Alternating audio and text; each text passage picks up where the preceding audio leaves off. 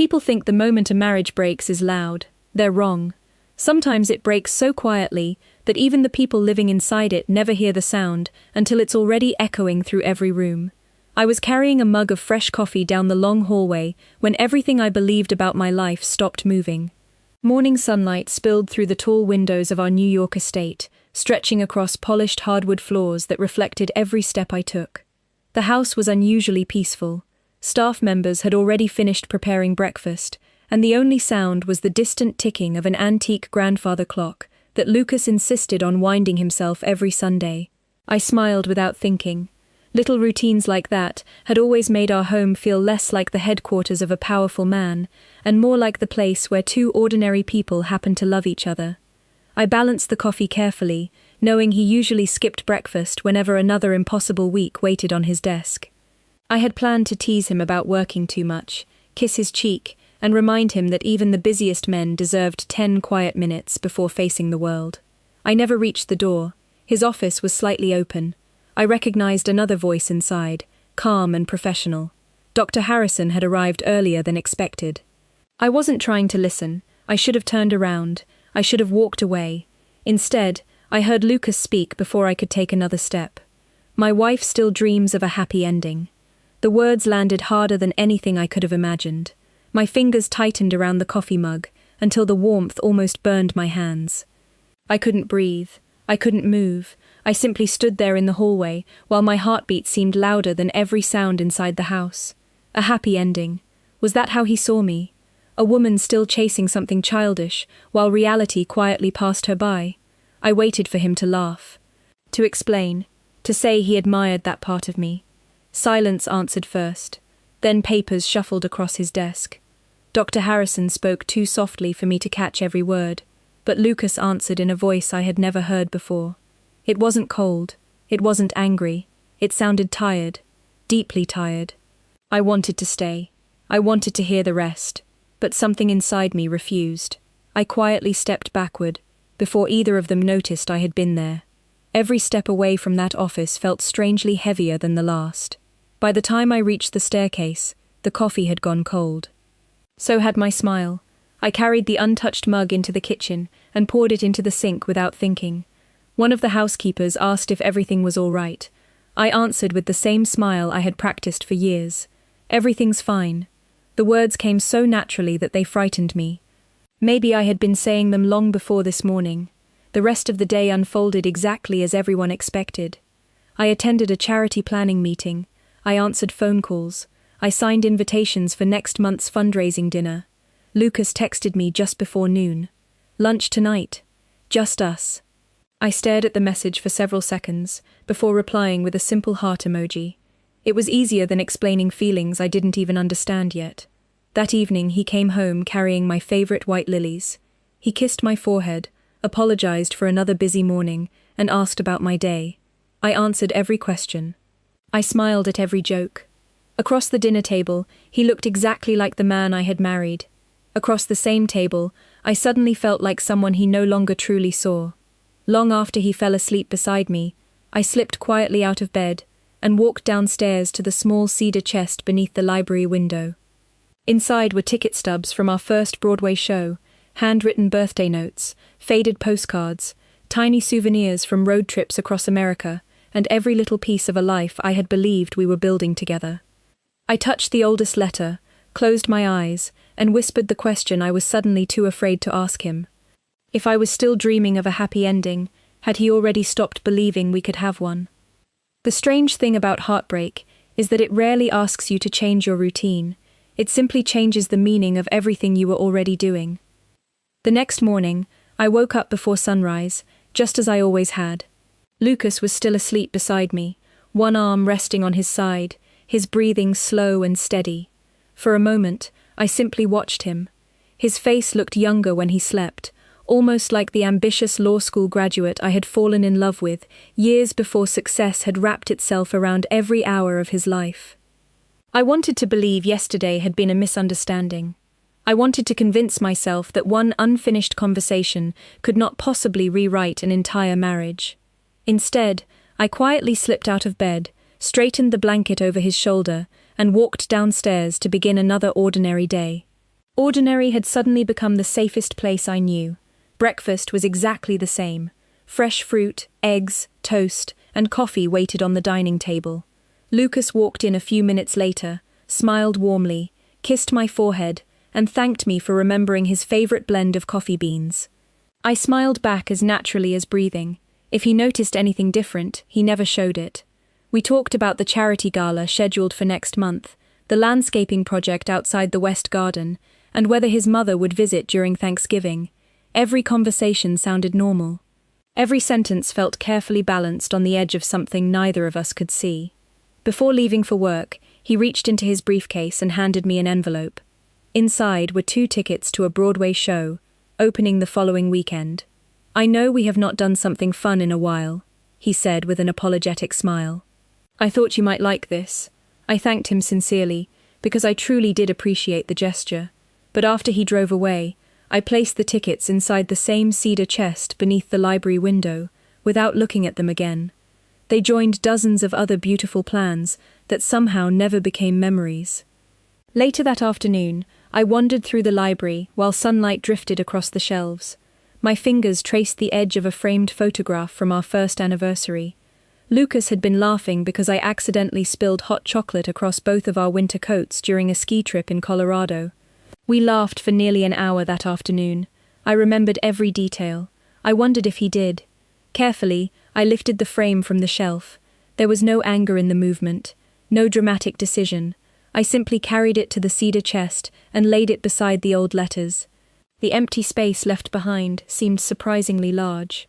I stood there longer than I expected, staring at the outline where the frame had rested for years. The shelf looked cleaner now, less crowded, somehow lonelier. Over the next several days, I repeated the same quiet ritual.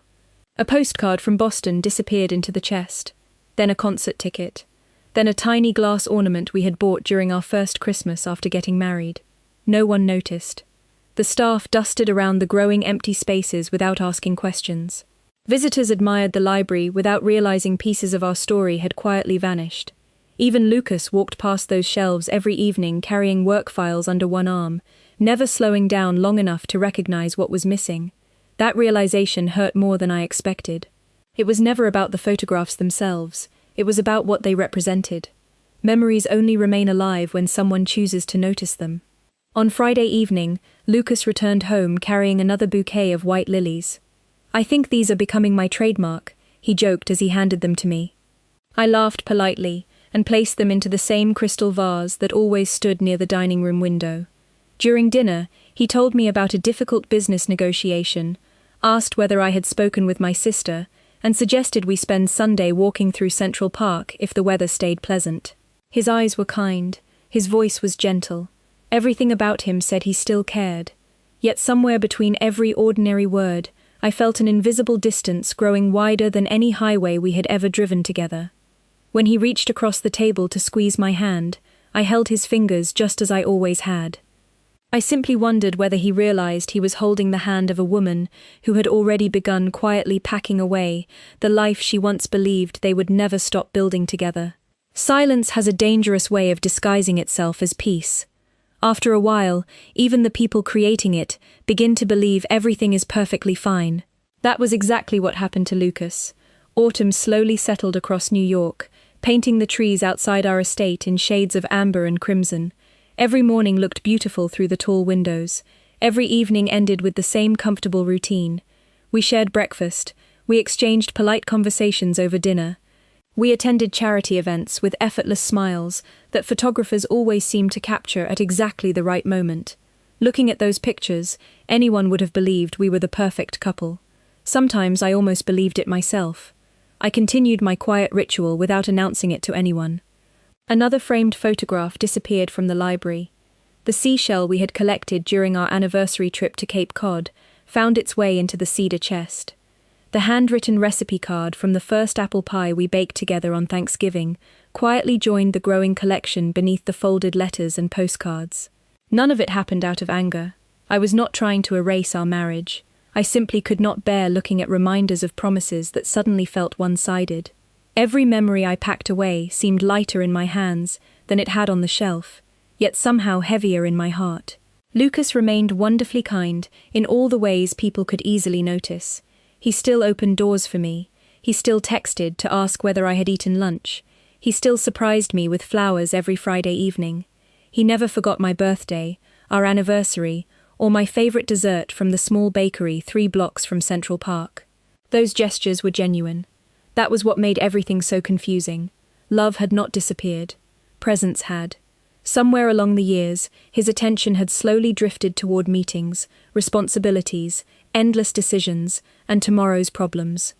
He had become so busy protecting our future that he had quietly stopped living inside our present.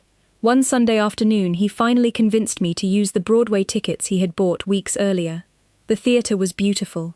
The audience laughed, applauded, and celebrated every emotional scene unfolding on stage. I laughed when everyone else laughed. I even wiped away a small tear during the final act. Lucas gently reached for my hand as we walked back toward the car beneath bright city lights. "I missed doing this with you," he admitted with a soft smile. I smiled back, because I knew he meant every word. Yet I could not stop wondering why he had only noticed what he missed after I had already begun letting it go. A few days later, he suggested an afternoon walk through Central Park before another busy week. Families flew colorful kites across open fields while children chased squirrels beneath towering oak trees. Couples pushed baby strollers along winding paths covered with fallen leaves. Lucas pointed toward a small street musician playing an old love song on the violin. "Do you remember dancing to that at our wedding?" he asked. I looked at him for a long moment before quietly answering yes. I remembered every note. I remembered every promise. I remembered believing that no matter how complicated life became, we would always stop long enough to hear the music together. He smiled with satisfaction, relieved that I still remembered. What he never realized was that remembering had never been my problem. That evening, after he fell asleep almost immediately from another exhausting week, I wandered downstairs once again. The library felt different now. Empty spaces stretched across the bookshelves like quiet pauses inside a familiar sentence. The room echoed more than it used to. I stood in the center, slowly turning in a circle, realizing the house itself seemed to be forgetting us. Lucas walked through this room every single day, carrying work folders, answering phone calls, planning meetings, discussing investments, yet he had never once asked where the photographs had gone.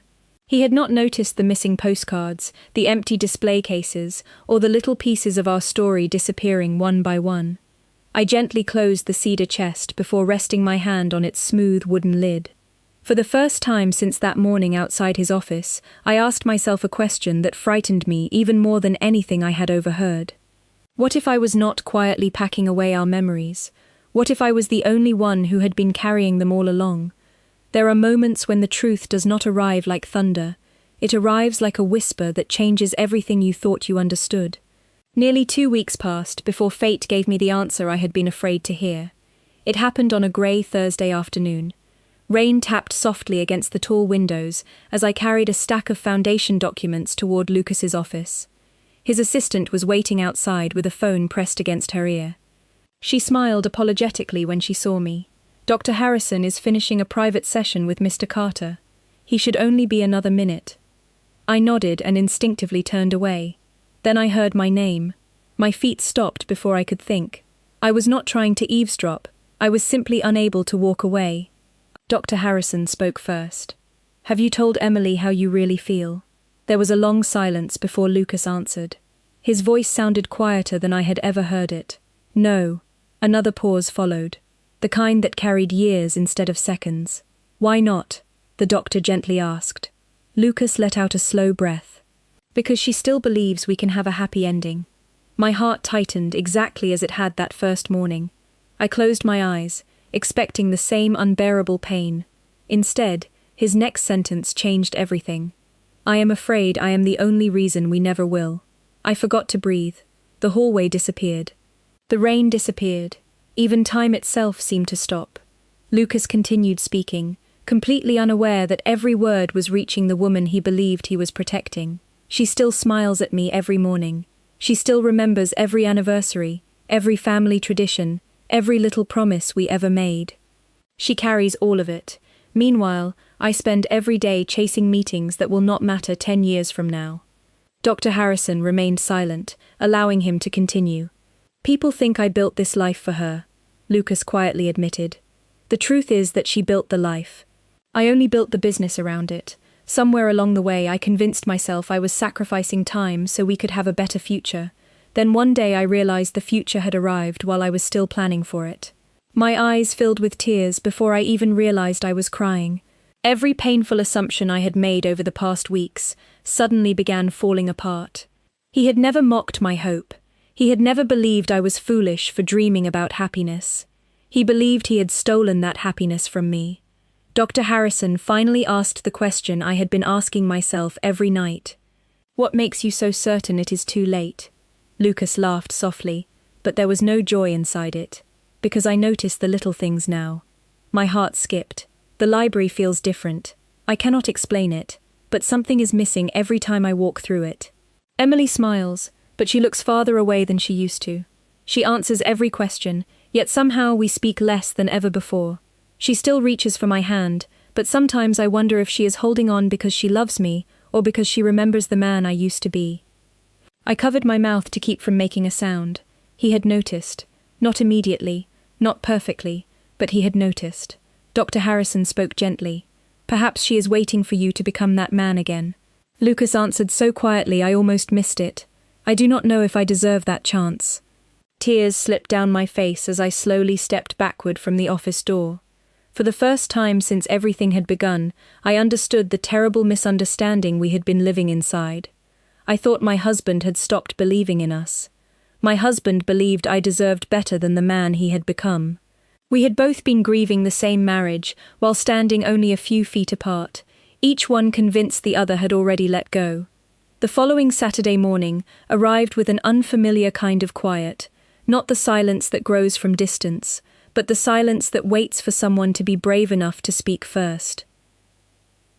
I woke before Lucas again, but this time I did not walk downstairs to hide another memory inside the cedar chest.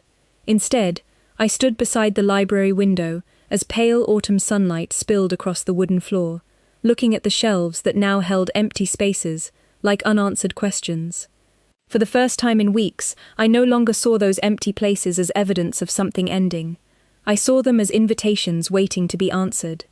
When Lucas came downstairs, he found me standing there with a cup of coffee in my hands. He smiled gently, then stopped. His eyes wandered across the room before settling on the bookshelves.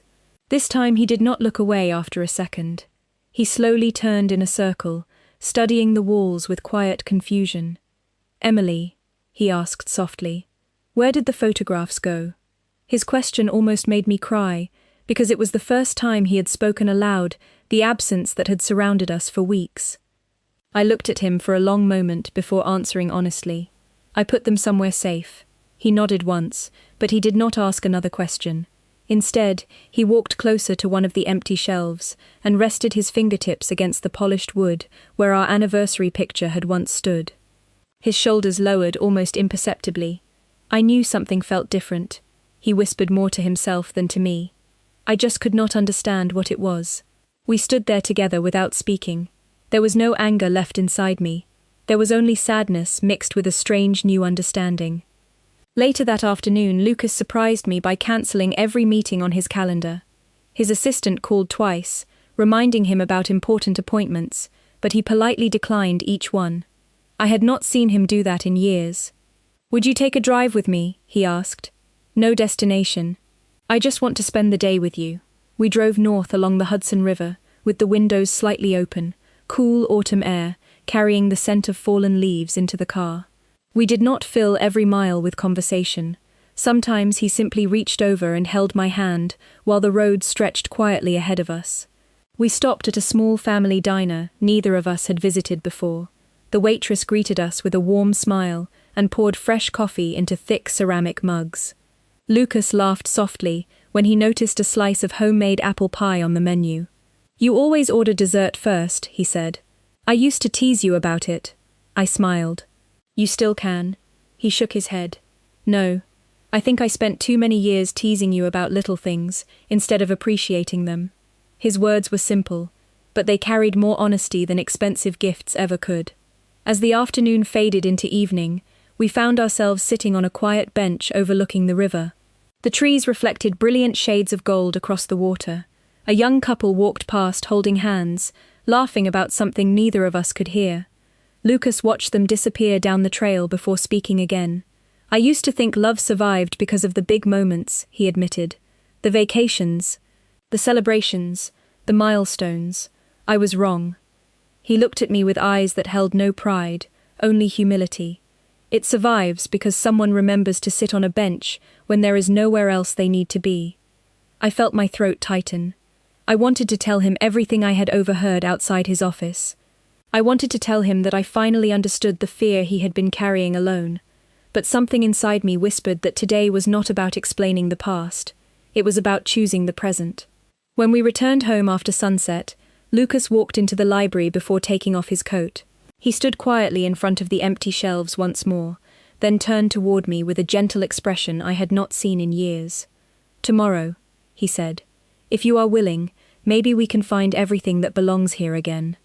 I looked toward the cedar chest beneath the window, then back at the man standing in front of me. For the first time since that morning in the hallway, hope no longer felt like a dream waiting for an ending. It felt like a choice waiting for both of us to make together. The next morning arrived without fanfare, yet somehow it felt different from every morning that had come before it. The air inside the house seemed lighter, as though the walls themselves had grown tired of carrying our silence. After breakfast, Lucas walked into the library without opening his laptop, without answering a single business call, without allowing the outside world to follow him through the door. He simply stood beside the cedar chest beneath the window and looked at me with quiet determination. "May I?" he asked. I nodded and slid the wooden chest toward him.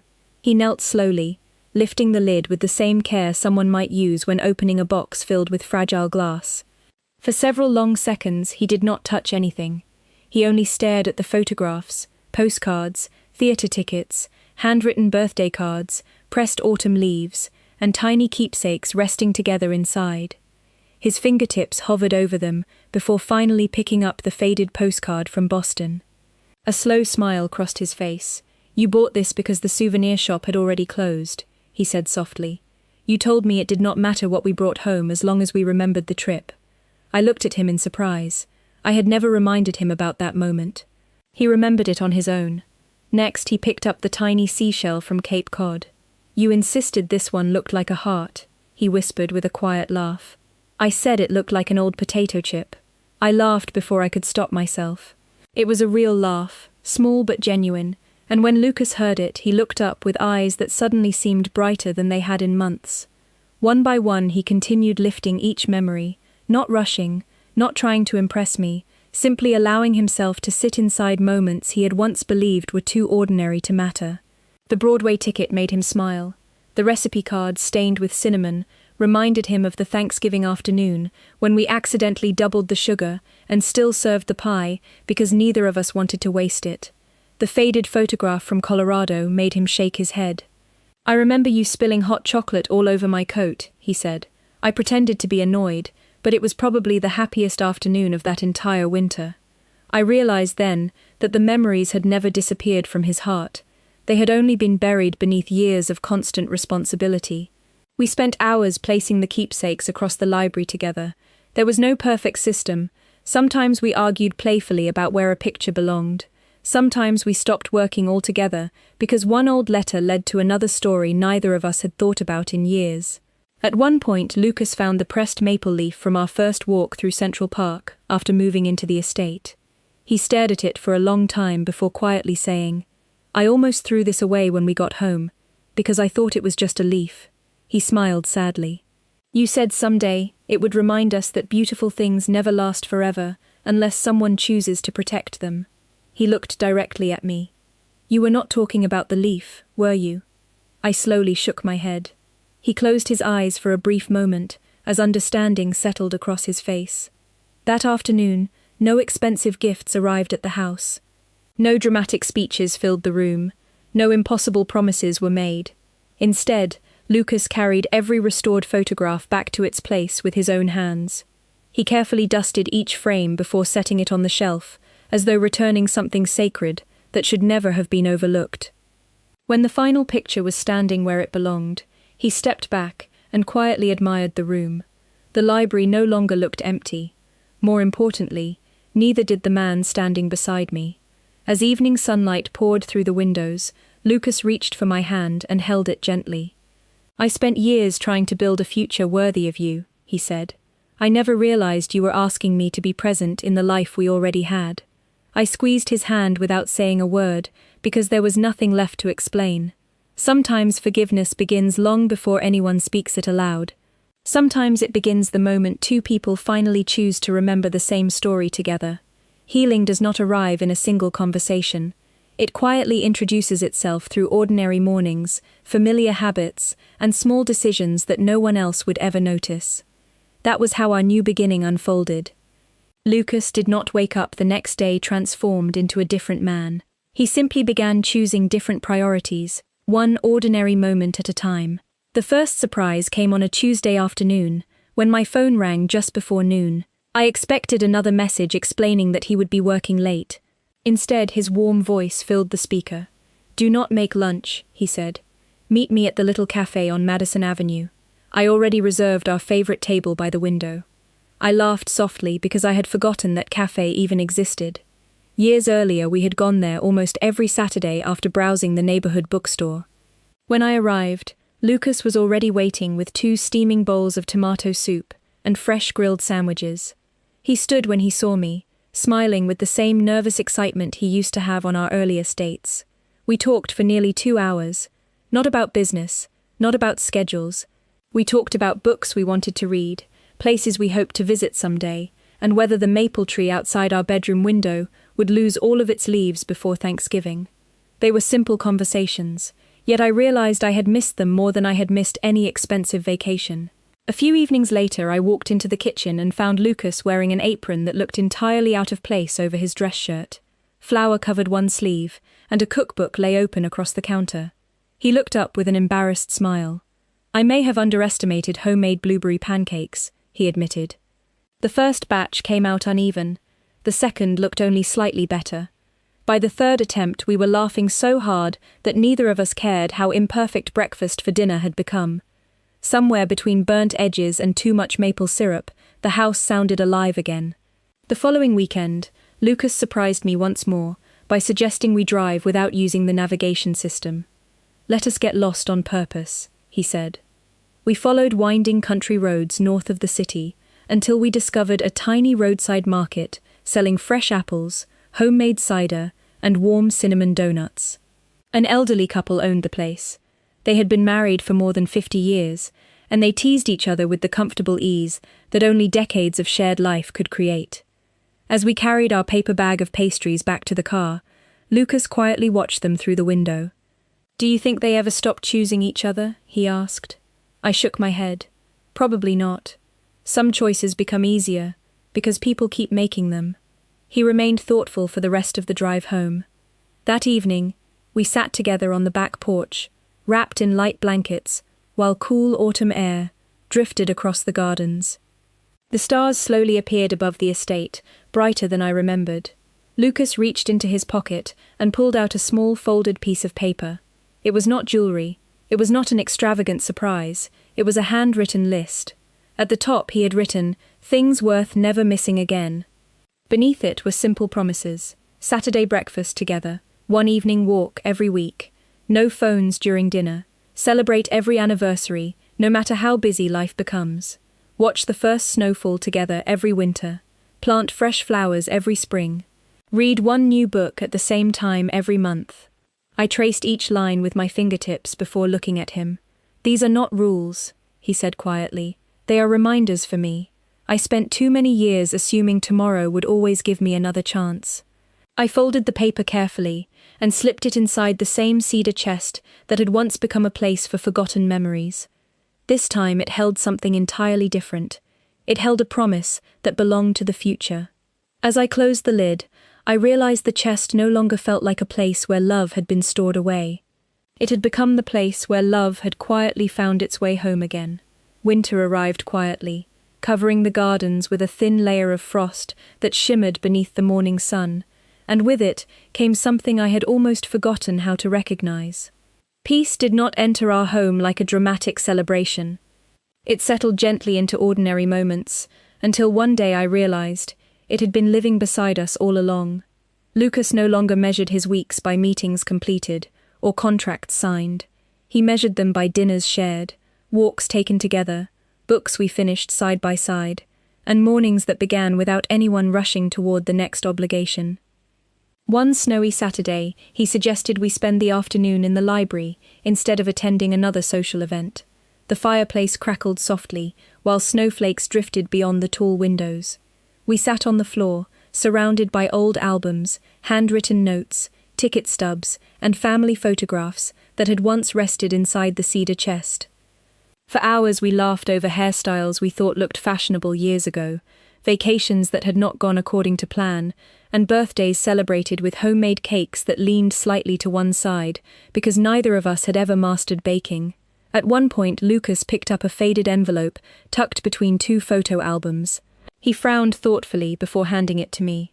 "I do not remember this one," he admitted. My heart skipped as I recognized my own handwriting from nearly 15 years earlier. It was a letter I had written during our first year of marriage, but never given to him because life had become busy before I found the right moment. I carefully unfolded the paper. The ink had faded slightly, but every word remained clear. I read the first few lines silently, before Lucas gently asked, "Would you read it out loud?" My voice trembled as I began. I had written about ordinary dreams, weekend breakfasts, growing old together, watching our future children decorate Christmas cookies, sitting on a porch someday with grey hair and warm coffee, while laughing about everything life had placed in our path. There was nothing extraordinary inside the letter. That was exactly what made it beautiful. When I finished reading, the room became very still. Lucas looked into the fire for several moments before quietly standing. Without saying a word, he crossed the room toward his desk, opened one of the drawers, and removed a sheet of stationery. He picked up a fountain pen and began writing. I did not interrupt him. Nearly 20 minutes passed before he folded the paper and handed it to me. "This one should not stay hidden," he said softly. I unfolded the fresh letter and immediately recognized the careful handwriting I had fallen in love with years ago. He did not apologize by listing excuses. He did not ask for forgiveness because he believed he deserved it. Instead, he wrote about gratitude. He thanked me for protecting memories when he had forgotten how precious they were. He thanked me for believing there was still something worth saving, even after doubt had settled between us. Then I reached the final paragraph. "If I ever lose my way again," he had written, "do not wait in silence while I search for myself. Take my hand immediately. Remind me that no accomplishment will ever matter more than the woman sitting across the breakfast table. The greatest success of my life was never building a future. It was finding someone willing to share the present with me." Tears blurred the words before I reached the signature. I looked up to find Lucas watching me with quiet hope rather than expectation. I stood, walked across the room, and wrapped my arms around him without saying anything at all. Some moments become too meaningful for language. We placed both letters inside a simple wooden frame instead of returning them to the cedar chest. Together we carried the frame to the bookshelf, where the empty space had once reminded us of everything we feared losing. As Lucas carefully positioned it beside our favorite photograph, he smiled gently and whispered, "Some memories belong on display because they teach us how to live." I nodded as the afternoon sunlight settled across the restored shelves, realizing that the greatest apology is not spoken once. It is lived every single day afterward. Spring returned almost without asking permission. The maple trees outside the library window filled with fresh green leaves, birds nested in the gardens again, and warm morning light stretched across the same hardwood floors where I had once stood holding a cup of coffee that suddenly felt too heavy to carry. Sometimes I paused in that hallway before beginning my day, remembering the woman who had frozen outside a half-open office door, believing she had just heard the end of her marriage. I wished I could tell her that one unfinished sentence never tells the whole story. Real love deserves the courage to hear the pages that come afterward. Life slowly settled into a rhythm neither of us tried to force. Saturday breakfasts became a tradition instead of an exception. Lucas still worked hard, but work no longer followed him home every evening. His phone remained on the entry table during dinner. Meetings waited until morning. We walked through Central Park every Sunday afternoon whenever the weather allowed, sometimes talking for miles, sometimes saying almost nothing at all. Strangely, silence no longer frightened me. It had changed from distance into comfort. One afternoon we visited the little cafe on Madison Avenue, where we had shared lunch months earlier. The same waitress recognized us immediately and smiled before asking whether we wanted our usual table by the window. Lucas laughed and answered before I could. Always. As we waited for our food, he reached into his jacket pocket and placed something small beside my coffee cup. It was the old Broadway ticket I had hidden inside the cedar chest. I looked at him with quiet surprise. I kept one, he admitted, not because of the show, because it reminds me that beautiful invitations only matter if we actually accept them. I slipped the ticket back into my purse, knowing it would remain there far longer than any expensive gift ever could. A few weeks later, our foundation hosted its annual charity dinner. Friends, business partners, and community leaders filled the ballroom with conversation and laughter. During his brief welcome speech, Lucas looked across the room until his eyes found mine. His smile was calm, genuine, and wonderfully familiar. "People often ask me how I measure success," he told the audience. "For years I answered with numbers, buildings, and achievements. I was wrong. Success is having someone who reminds you what matters before you forget it. I am grateful every single day that my wife never stopped believing our best chapters were still ahead of us." The room applauded politely, but I barely heard it. I remembered the hallway. I remembered the cedar chest. I remembered every empty shelf that had once reflected my fear. Now those same shelves held photographs, letters, postcards, and one simple wooden frame containing 2 handwritten promises. None of them had changed the past. They had simply taught us how to honor it. Later that evening we returned home just before sunset. The library windows glowed with soft golden light, and the room felt exactly as it should have always felt. Lucas stood beside the bookshelf for a moment before taking my hand. "Do you know what I finally understand?" he asked. I smiled. "Tell me." He looked around the room, then back at me. "A happy ending is not something you wait for. It is something you protect every ordinary day." I rested my head against his shoulder as the last rays of sunlight settled across the photographs surrounding us. They were no longer reminders of what we almost lost. They had become quiet witnesses to what we chose to save. Looking back now, I realize the strongest marriages are not built by people who never misunderstand each other. They are built by 2 imperfect hearts, willing to stop, listen, remember, forgive, and choose one another again before silence becomes permanent. That is why I no longer fear unfinished conversations or difficult seasons. I know that hope is not fragile when 2 people are brave enough to carry it together. And if anyone ever asks me where our happy ending began, I will not point to the day everything became perfect. I will point to the day we finally stopped assuming love could survive on yesterday's promises and started proving it through today's smallest acts, because in the end, the happiest endings are simply ordinary days that 2 people refuse to take for granted.